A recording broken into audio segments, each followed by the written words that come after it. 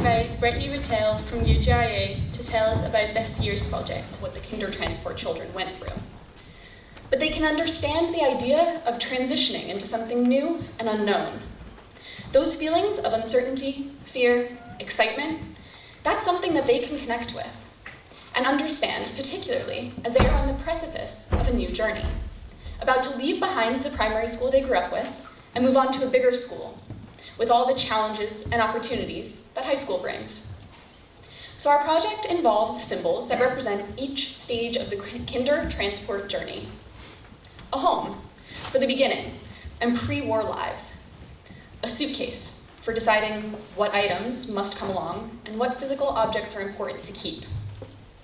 A shoe for the journey itself, walking away from people and places that are familiar.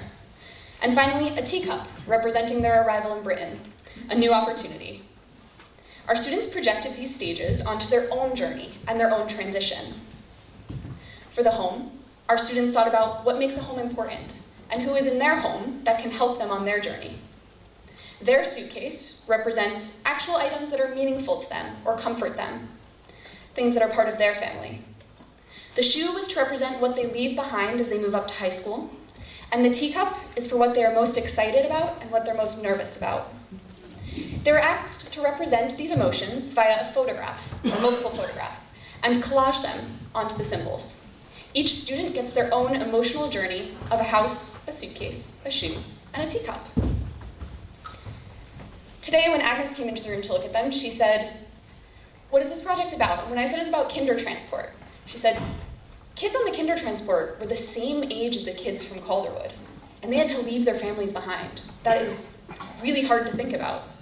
When we talked about the project with the kids, they mentioned leaving behind their siblings at Calderwood. Most of them are just moving across the street to Mearns Castle. When our kids compare their journey to the journey of people on the Kindertransport, like the girl named Vera who we studied on the first day, I hope it helps to put things into perspective.